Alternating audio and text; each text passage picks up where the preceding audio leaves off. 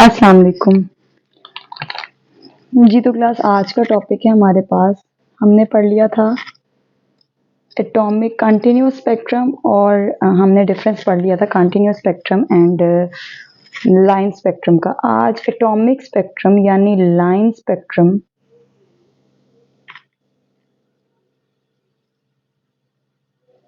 की दो टाइप्स के बारे में हम पढ़ेंगे। बेटे लाइन स्पेक्ट्रम जो है एटॉमिक स्पेक्ट्रम या तो एमिशन हो सकता है या तो एब्जॉर्प्शन हो सकता है। एब्जॉर्प्शन स्पेक्ट्रम या एमिशन स्पेक्ट्रम।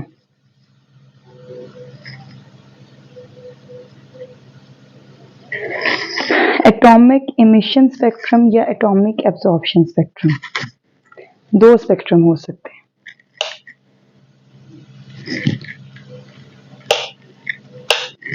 क्लियर है? अब हमारे पास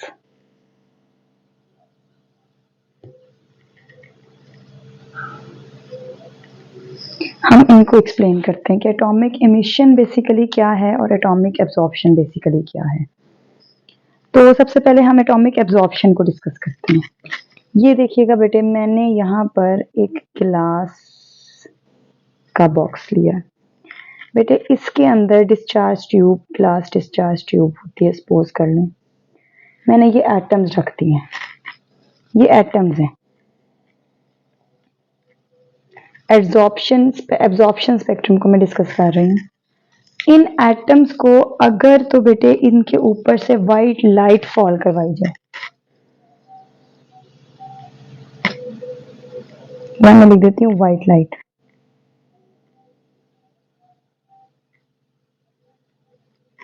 इसके ऊपर से वाइट लाइट अगर मैं गुजारूं तो क्या होगा?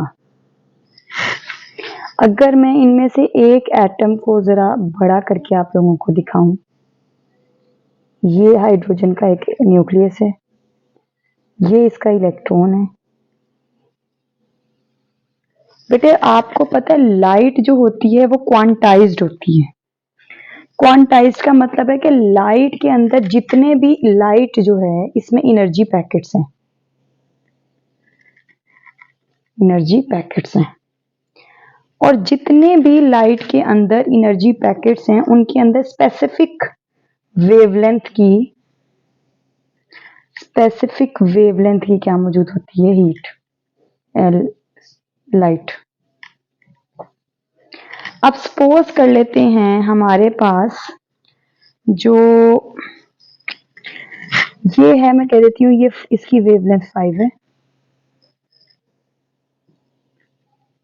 अब वेवलेंथ हमारे पास बेटे हर की एक अलग वेवलेंथ होती है और आपको पता है वेवलेंथ की वजह से एनर्जी भी हर की डिफरेंट ही होगी। एनर्जी भी होती है ना, वेवलेंथ भी होती है और एनर्जी भी होती है, दोनों का हम पढ़ चुके हैं पहले कि इनका जो हमारे पास क्या होता है, रिलेशनशिप इनवर्स होता है। ठीक है, अब मैं यहाँ पर बात करती हूँ कि यहाँ के ये वाली जो लाइट हमारे पास, इस रेज की जो एनर्जी है वो 5 जाउल है, इसकी 10 जाउल है, इसकी 12 जाउल है, इसकी 15 जाउल है और आ रही है उसकी 16 जाउल है। यानी ये स्पेसिफिक लाइट की जो हमारे पास है एनर्जीज हैं। बेटे ये एटम, अब देखें इसका इलेक्ट्रॉन इधर है। अगर ये सेकंड शेल में जाने की, आपको पता है एब्जॉर्ब करता है एनर्जी और सेकंड शेल में जाता है। सेकंड शेल, इस शेल की एनर्जी 5 जाउल है, सेकंड शेल की 10 जाउल, थर्ड शेल की 15 जाउल, अगला शेल में बना देती हूँ 20 जाउल, इस तरीके से बढ़ती जाएगी। अगर ये इलेक्ट्रॉन, और क्या ये एक एटम है बेटे, ये एवोगैड्रो नंबर ऑफ 1 मोल के लिए आपको पता है एवोगैड्रो नंबर ऑफ एटम्स हो सकते हैं, तो ये बहुत ज्यादा एटम्स हैं। अगर एक एटम का एक इलेक्ट्रॉन सेकंड शेल में जाना चाहता है तो 5 से 10 के जाना चाहता है तो वो कौन सी वेवलेंथ की एनर्जी लाइट की रे एब्जॉर्ब करेगा? 5 जाउल की। अगर वो फोर्थ में जाना चाहता है तो 5 अपनी है, 20 फोर्थ की है, तो वो 15 जाउल की एब्जॉर्ब करेगा हमारे पास एनर्जी। यही सीन होता है ना। अब बेटे अब मैं कहती हूँ उसने अगर सेकंड में जाना है तो 5 जाउल वाली कर ली, थर्ड में जाना है तो 10 की वाली कर ली, फोर्थ में जाना है तो 15 वाली कर ली, कौन सी रह जाती हैं? 3 एब्जॉर्ब कर ली है उसने। सेकंड के लिए 5 वाली, थर्ड के लिए 10 वाली और फोर्थ के लिए 15 वाली। अब कौन कौन सी रह गई हैं जो नहीं एब्जॉर्ब की, जो निकल गई हैं बाहर? एक 16 वाली, बेटा ये सिर्फ मैं आपको समझाने के लिए बता रही हूँ कौन सी रह गई, एक 12 वाली। अब ये हमारे पास वो एनर्जीज की, वो एनर्जी के हमारे पास रेज हैं जो इसने एब्जॉर्ब नहीं की। अब आगे हमारे पास इंस्ट्रूमेंट होता है जो हमें दिखाता है बैंड्स, स्पेक्ट्रम दिखाता है। अब वो स्पेक्ट्रम कैसा होता है, वो स्पेक्ट्रम हमें दिखाता है वो कैसा होता है, वो मैं आपको दिखाती हूँ। बेसिकली वो स्पेक्ट्रम कैसा होता है, ये मैं आपके सामने एक बैंड बना रही हूँ। ये स्पेक्ट्रम हमारे पास फिर ऐसे आएगा, ठीक है।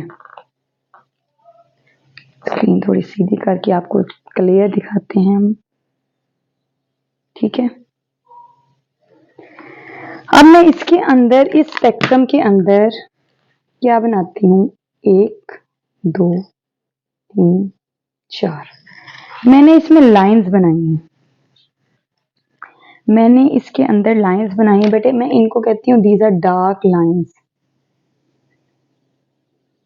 और बेटे ये वाले जो एरिया फ्री है ना, ये वाला, ये ब्राइट बैकग्राउंड है। बेटे हमारे पास एनर्जी जो जो एब्जॉर्ब होती जाएगी ना, जो जो हमारे पास वेवलेंथ एनर्जी की एब्जॉर्ब होती जाएगी ना, वो हमारे पास यही शो करेगी, उतनी डार्क लाइंस, यानी ये एनर्जी एब्जॉर्ब हुई है वो डार्क लाइंस देंगी। और बैकग्राउंड क्या होगा हमारे पास, बैकग्राउंड वो है जो एब्जॉर्ब नहीं होती ना, वो व्हाइट वाली बैंड्स देती हैं, व्हाइट बैकग्राउंड, और जो एब्जॉर्ब हो जाती हैं वो डार्क लाइंस देती हैं, ठीक है। तो ये हमारे पास कुछ सीक्वेंस था। हम बताते हैं एब्जॉर्प्शन स्पेक्ट्रम क्या होता है। इसमें हम कहते हैं when white light is passed through the substance. बेटे याद रखिएगा सब्सटेंस, ये कंडीशन है, substance must be present in gaseous form. अगर सॉलिड मिल जाता है तो आप उसको पहले वॉलेटिलाइज कर दोगे, गैसियस में कन्वर्ट करोगे। The substance which is present in the form of gaseous, white light ऊपर से जाती है, सम वेव्स आर एब्जॉर्ब, एंड जो वेव एब्जॉर्ब नहीं होती वो हमारे पास स्पेक्ट्रम देती हैं, जो कि हमारे पास dark lines against bright background. तो इस तरीके के जो एब्जॉर्प्शन स्पेक्ट्रम, एटॉमिक स्पेक्ट्रम होता है, उसको हम एब्जॉर्प्शन कहते हैं। जो चीजें याद रखने वाली थी वो ये है कि substance must be present in gaseous state, और दूसरी चीज जो हमारे पास है कि व्हाइट लाइट उस सब्सटेंस को करेगी। इमिशन में हम इस बात को नहीं करेंगे, एब्जॉर्प्शन में व्हाइट लाइट आएगी, ठीक है। और ये हमारे पास क्लियर है बेटे। और बाकी अब मैं अगला आप लोगों को बताती हूँ एटॉमिक इमिशन स्पेक्ट्रम। जी तो स्टूडेंट्स, जो अगला हमारे पास है that is atomic emission spectrum. तो इमिशन स्पेक्ट्रम, इसमें आप लोगों ने सेम ऐसे ही एक गिलास, इसके अंदर गैसियस सब्सटेंस, अगर तो सॉलिड में है तो you must convert that substance into gaseous form, ठीक है, वो ले लिया। अब बेटे इसके ऊपर हमने हाई वोल्टेज, इसको बैटरी से कनेक्ट करते हैं, डिस्चार्ज ट्यूब को। बेटे हाई वोल्टेज कितना, तकरीबन 5000 किलोवाट अप्लाई कर दो। वो थोड़े टाइम के लिए जैसे ही आप वोल्टेज अप्लाई करोगे ना बेटे, इसके जो एटम्स है ना, इनको मैं जरा बताती हूँ आपको। इलेक्ट्रॉन जो हैं वो इस हाई वोल्टेज की वजह से अपने नॉर्मल पोजीशन से एक्साइट होंगे, और आपको पता है एक्साइट होने के लिए एब्जॉर्ब करते हैं एनर्जी, ठीक है। अब जैसे ही आप ये पोटेंशियल खत्म कर दोगे, सिर्फ ये किया आपने अप्लाई इनको एक्साइट करवाने के लिए, तो बेटे आपको पता है जब ये हाई एनर्जी लेवल में यानी एक्साइटेड फॉर्म में होते हैं तो ये अनस्टेबल होते हैं। क्या ये अनस्टेबल रहेंगे?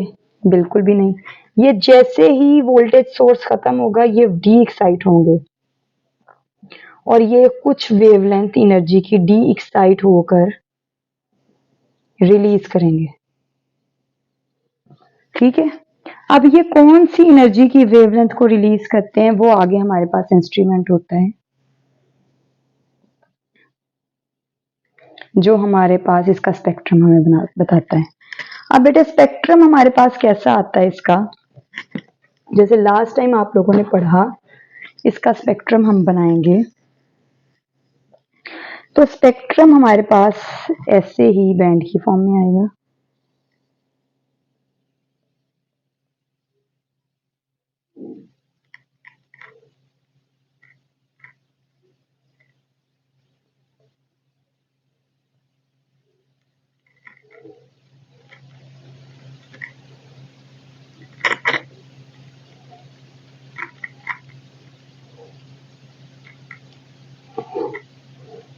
चलो जी, ये मैंने कुछ अपने मार्कर ज़ाया किया, आप लोग भी कीजिए।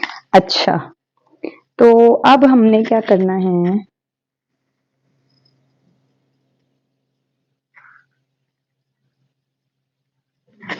मैंने इस बैंड के अंदर कुछ लाइंस बना दी। बेटे अगर आप लोग ऊपर वाला बैंड देखो ना, ये देखें, जिसमें डार्क लाइंस और हाँ, ये वाला हमारे पास जो बैंड है, डार्क लाइंस और बैकग्राउंड जो है था वाइट है हमारे पास था। आप देखो इन दोनों बैंड्स की मैं आपके सामने बनाती हूँ कुछ इस तरीके से। एक कॉमन चीज बहुत ज्यादा जो है बेटे, जहां पर आपको इसमें डार्क लाइंस नजर आ रही है ना, वहीं पर इस बैंड में ब्राइट लाइन। ठीक है, यानी ये याद रखिएगा कि अगर मैं हाइड्रोजन एटम का एब्जॉर्प्शन स्पेक्ट्रम बनाती हूँ तो उतनी ही रेडिएशंस को एब्जॉर्ब करेगा जितनी अगर मैं उसका इमिशन स्पेक्ट्रम बनाती हूँ, जितनी वो रेडिएशंस को एमिट करता है। तो इमिशन स्पेक्ट्रम में क्या था, हमने अपने सब्सटेंस को लेना है। ठीक है, वो सब्सटेंस हमने क्या करवाना है, वो सब्सटेंस हमने वोलेटिलाइज करवाना है, गैसियस फॉर्म में लेना है, हाई वोल्टेज अप्लाई करके उसके इलेक्ट्रॉन्स को एक्साइट करवाना है। एक्साइट करवा कर वो जब डी एक्साइट होंगे, जैसे ही वोल्टेज सोर्स खत्म करेंगे, when they become D excite, तो वो हमारे पास स्पेक्ट्रम प्रोड्यूस करेंगे जिसमें ब्राइट लाइंस होंगी और उसके बैंड्स डार्क होंगे। बेटे ये जो ब्राइट लाइंस है ना, ये हमारे पास बताती हैं कि ये जो यानी इतनी लाइट एमिट हुई है, बाकी एब्जॉर्ब हो गई है। जो डार्क बैंड है ये एब्जॉर्प्शन को शो करते हैं और यहाँ पर जो डार्क बैंड्स हैं वो हमारे पास एब्जॉर्प्शन को, और यहाँ पर ब्राइट बैंड जो हैं वो इमिशन को शो करते हैं। तो यहाँ बैकग्राउंड इतना ज्यादा इमिशन हमारे पास ज्यादा होती है तो बैकग्राउंड सारा ब्राइट हो जाता है। यहाँ पर एब्जॉर्प्शन ज्यादा होती है, इमिशन कम होती है, जिसकी वजह से हमारे पास बैकग्राउंड जो होता है वो डार्क हो जाता है। तो डिफरेंस बिटवीन एटॉमिक एब्जॉर्प्शन और इमिशन स्पेक्ट्रम में फर्क यही है। जब आप एब्जॉर्प्शन स्पेक्ट्रम की बात करते हो तो आप क्या कहते हो कि हमने वाइट लाइट इंट्रोड्यूस करवाई एटम के अंदर, जिसकी वजह से हमारे पास जो इंस्ट्रूमेंट था उसने हमें डार्क लाइंस दी अगेंस्ट वाइट बैकग्राउंड। लेकिन जो इमिशन स्पेक्ट्रम है वो हमारे पास जब आप सब्सटेंस लेते हो एट आवर योर डिस्पोजल और आप उसको वोलेटाइल करते हो और उसके बाद जब आप उसका स्पेक्ट्रम बनाते हो तो वो हमारे पास कुछ इस तरीके से लाइन शो करता है। तो बेटे बहुत इंपॉर्टेंट दो शॉर्ट क्वेश्चन है, याद रखिएगा, ये बहुत इंपॉर्टेंट चीज है कि the number of dark lines in absorption spectrum and the number of bright lines in absorption spectrum are totally equal and they will exist at same point, यानी same position पर रहेंगे। it means that the light absorb will always equals to the light emit। ठीक है ना, तो बेटे इसमें कोई क्वेश्चन होगा तो पूछिएगा, इंशाल्लाह नेक्स्ट हाइड्रोजन स्पेक्ट्रम में एक्सप्लेन करूंगी। वो भी बहुत इंपॉर्टेंट टॉपिक है और इसमें कोई क्वेश्चन हुआ जरूर पूछिएगा और इम्पोर्टेंट टॉपिक है बेटे, अच्छे तरीके से पढ़िएगा। शॉर्ट में भी आ जाता है इनका डिफरेंस, लॉन्ग में भी आ जाता है। अपना ख्याल रखिएगा, अल्लाह हाफिज।